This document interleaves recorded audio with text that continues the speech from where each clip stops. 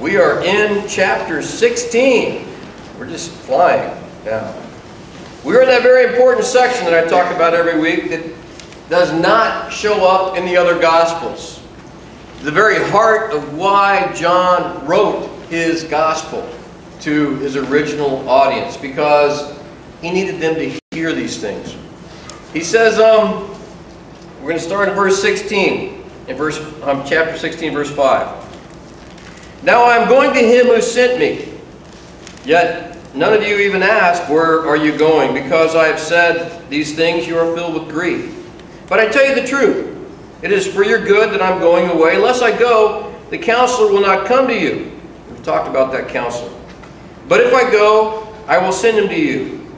When he comes, he will prove the world wrong about sin and righteousness and judgment.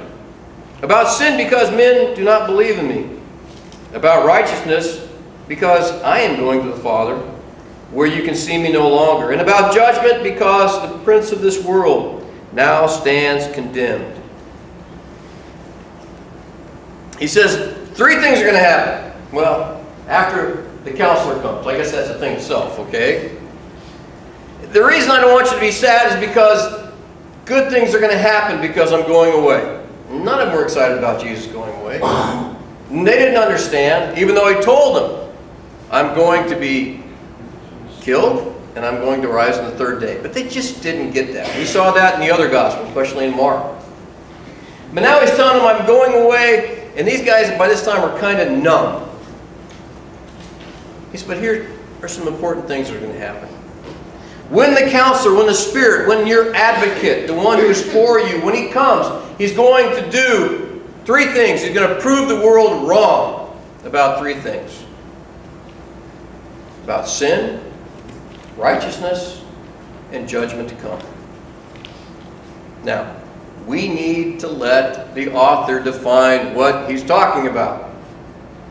But first, when you talk about sin, has anybody ever proved you wrong about sin? Or do you have a pretty good idea what sin is?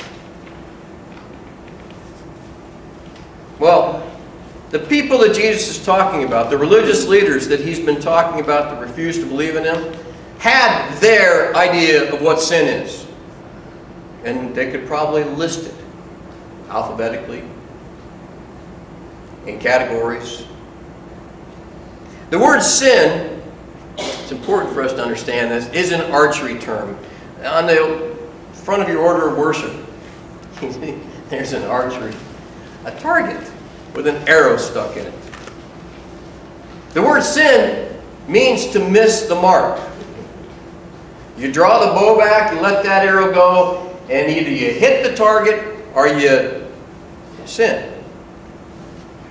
That's what the word means. You were created to be in the image of God. You were supposed to be like him. I was supposed to be like him. When we're not like him, we miss the mark.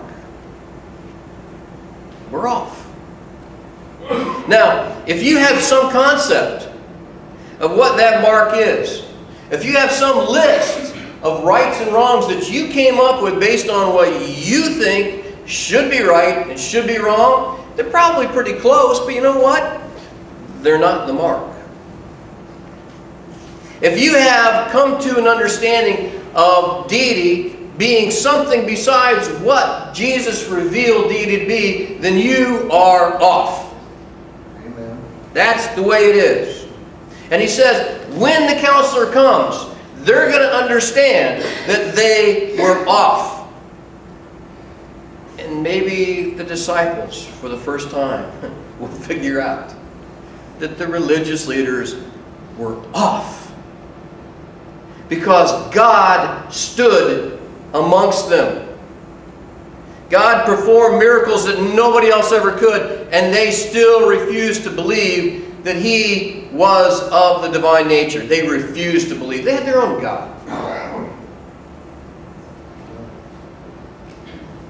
If you have your own God, you have your own list of sins. and it could be off.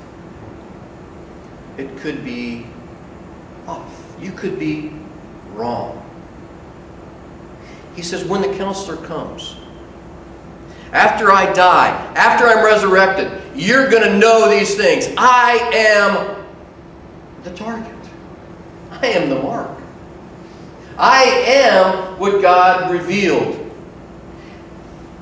And it should completely redefine your concept of what sin is. Amen. That's what it should do. And if it doesn't, you're in danger of being off. He says, all right, they're going to be wrong about sin. They're going to be wrong about righteousness, okay? Righteousness is that act of living in God's will. People are right walking, okay? Righteousness. That's what they use that term. And the religious leaders, had their idea of what it meant to walk in God's will. And they're going to figure out that they were wrong. That they didn't understand God's will. Because they didn't understand God. Because they thought God was like them. They defined God. They created God in their own image. Something that we're all in danger of doing. But the Spirit will help you understand that you're in danger of doing that. The advocate will say, listen, look at how Jesus treated people. That's how you need to treat people. Look at who he ate with, who he sat with. Look at who he forgave. Look at how he treated people with pain. You look at that, those are the right actions in living with God. He said, the world's going to be proved wrong about righteousness because I'm going to the Father. Where they think they're going to go, that's where I'm going. And here's how you're going to know, because he's going to come back in the resurrection. And then he says, judgment to come.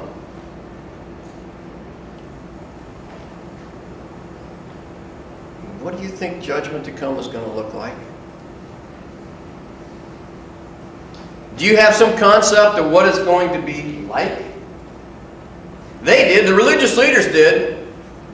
And you know who's going to come out okay? Well, they are. Yeah. Of course. All right. What's your concept of judgment to come?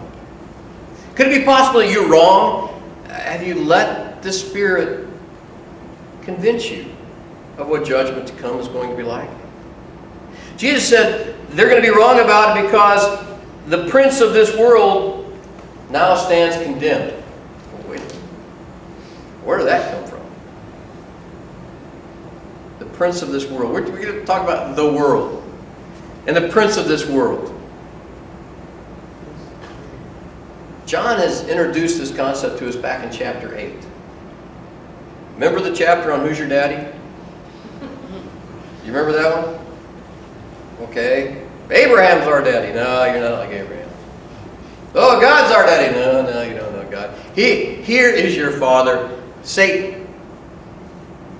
He's a liar and the father of lies. When he speaks lies, he speaks his native language. The prince of this world now stands condemned because the truth has come into the world. Remember, Jesus said, I am the way, the truth, and the life, and no one comes to the Father except by me. In the beginning of the gospel, he said, and the truth came, and the light came. All that we need to know about God, we see in Jesus. Okay. So what do you believe judgment to come is going to be like? Well, here's the deal. Either you're in the truth or you're not. Either you've looked at Jesus as the truth, or you haven't. You're still creating your own image. Either you looked at Jesus' sacrifice as something that you need, or you don't.